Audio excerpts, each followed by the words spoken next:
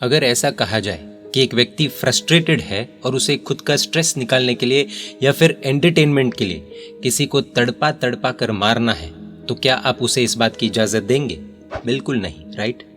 प्रस्तावित बिल के जरिए हमारे भारत देश में ये क्रूरता का खेल शुरू हो सकता है अगर हम जागरूक नहीं हुए तो। अगर आप इंसान हैं और इंसानियत चाहते हैं तो प्लीज इस वीडियो को पूरा देखिएगा और शेयर कीजिएगा।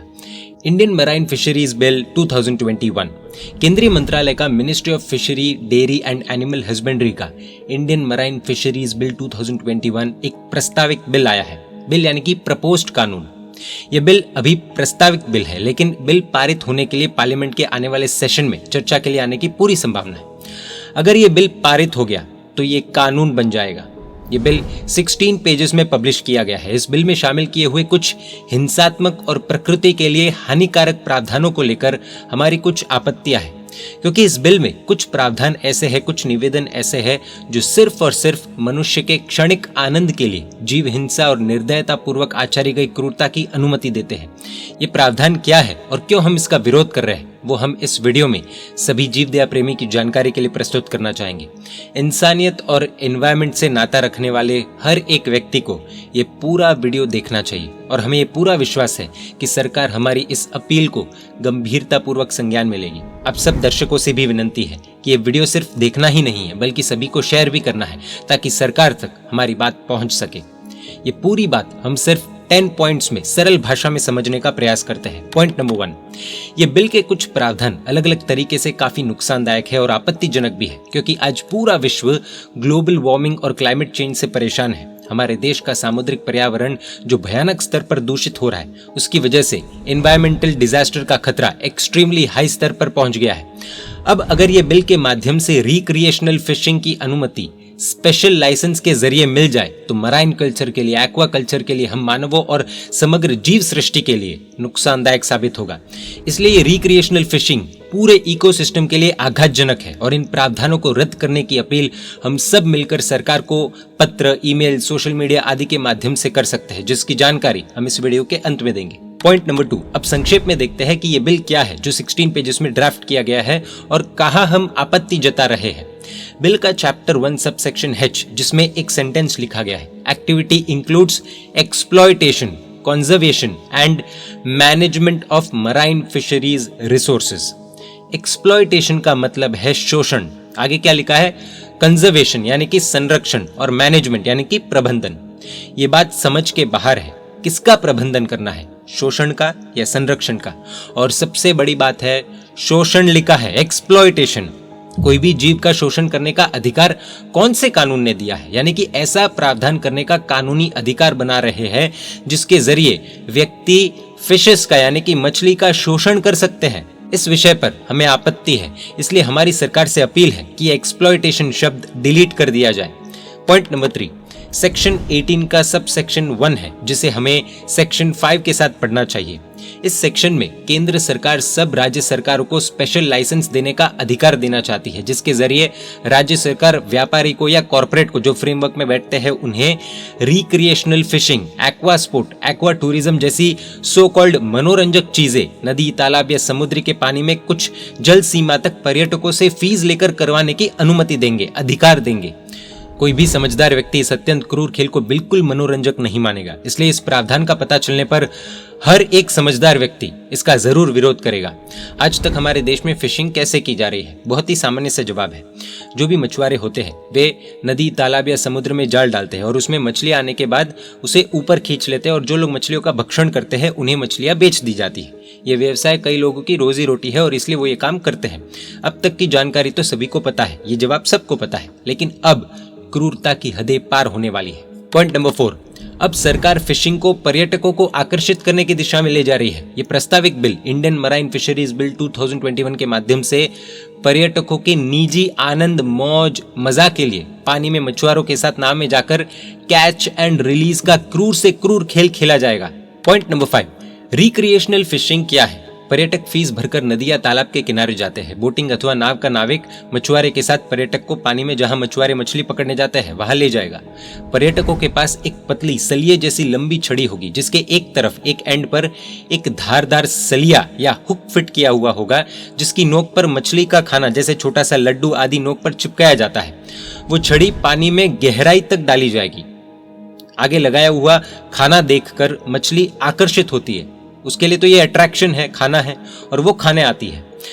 जैसे वो अपना मुंह खोलकर खाने जाती है, वो पतली छड़ी के ऊपर कुछ दबाव आने से पर्यटक को ये पता चल जाता है कि मछली पकड़ में आ गई है, और पर्यटक उस छड़ी को अपने हाथ में रहे गैर के माध्यम से रिलीज करता है, लंबा करता है, खींचता है, और धारदार सलिया सीधा मछली के गले में, मुंह में घुस जाता है, फंस जाता है, आर पार हो जाता है। मछली को बहुत पेन होता है, हद पार का दर्द होता है, बहुत खून भी निकलता है, गले और मुंह की मांसपेशी भी खून के साथ निकल जाती है।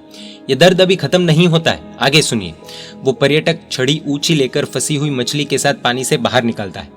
पूरी तरह से घायल मछली पानी के बाहर आने से पानी के बिना तड़पती है, उसका दम घुटता है, तड़प बढ़ती है, फड़फड़ाने लगती है। इधर पर्यटक को ये कष्ट देखकर आनंद आता है, एंटरटेनमेंट होता है। क्या ये सही है? इतना सुनकर तो किसी के भी कान खड़े हो गए होंगे। आगे सुनिए, अभी एक क्रूर खेल पूरा नहीं हुआ है।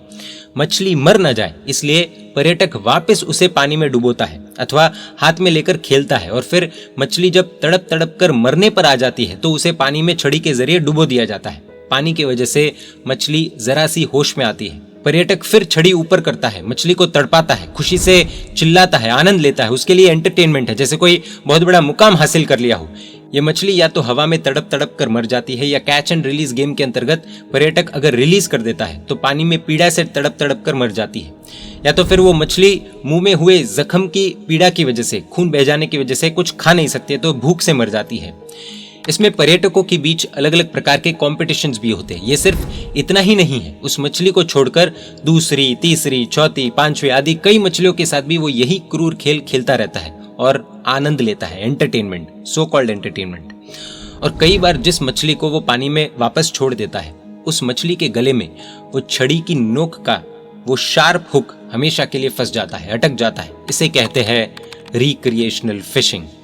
कुदरत की इतनी मार पड़ने के बाद भी हम मानव कहाँ सबक लेते हैं? अब बोलिए, क्या ये गंदा और क्रूर खेल भारत में शुरू होने देना चाहिए?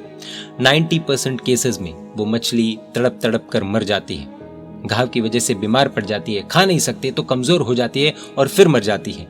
ये क्रूर मानव का आनंद है। जितनी बड़ी मछली हाथ में आई उतनी ज्यादा मर्दानगी, उतनी ज्यादा खुशी, जितना ज्यादा तड़पना उतना ज्यादा मजा, मनोरंजन, एंटरटेनमेंट, आनंद। ये है कैच एंड रिलीज खेल। पर्यटकों की चंद मिनटों की मौज के लिए लाखों करोड़ों मछलियों की असहनीय दुख से, पीड़ा से तड़प तड़प कर जान जाएगी। क्या ये हमारा धर्म या हमारी सभ्यता या संस्कार या कल्चर है? क्या जीव की, उसकी जान की, उसकी प्राण की कोई कीमत नहीं है? क्रूरता के संस्कार आगे जाकर बड़े प्राणी के प्रति और आगे जाकर हमारे बुजुर्ग, अशक्त, बीमार के प्रति भी शायद यही व्यवहार कराएगा। ये हम कौन से समाज का निर्माण करना चाहते हैं? किस तरह के समाज का निर्माण करना चाहते हैं? जीवों के, जानवरों के दुख दर्द के प्रति संवेदनशीलता ही खत्म हो गई तो जीव दया के संस्कार बचेंगे ही कैसे? पॉइंट नंबर 6, ये प्रावधान हमारे देश की संस्कृति का ही नहीं, कानून का भी विरोधी है। हमारा कानून ये क्रूरता और एंजॉय करने के लिए जीवों के ऊपर अत्याचार करने की या जीवों की हत्या करने की इजाजत नहीं देता है। हमारे कानून ने प्रत्येक जीव को right to life with dignity and honour का अधिकार दिया है। Point number 7, bull race, bull fight, cock fight, circus में जानवरों का होना, मुंबई में घोड़ा गाड़ी एवं ऊंट की सवारी अथवा सांप नेवला की लड़ाई आदि गैर कानूनी है। अगर वो सब एंटरटेनमेंट गैर कानूनी है तो फिर recreational fishing, aqua sport, aqua tourism की जहां जीवों के प्रति क्रूरता और जीव हत्या की संभावना है, उसे क्यों कानूनी अनुमति दी जा रही है? पॉइंट नंबर 8, जानवरों को तड़पाने का अधिकार किसने दिया है? हमें कोई पानी में डुबो दे तो हमें कैसा महसूस होगा? क्या पानी में मछलियों को निकालने पर उनको वो दर्द महसूस नहीं होगा? और क्या कुदरत इस अमानवीय खेल का हिसाब नहीं करेगी? सोचिए, क्योंकि जब कुदरत हिसाब करेगी तब शायद वो हिसाब किताब देखने या सहने लायक भी हम न रह पाए। पॉइंट नंबर 9, इस बिल में से ये सारे सेक्शंस जो प्राणियों के प्रति क्रूरता करने की अनुमति देता है और प्रकृति के लिए भी विनाशक है, वैसे प्रावधानों को पूरी तरह से रद्द करने की अपील हमें सरकार से करनी है।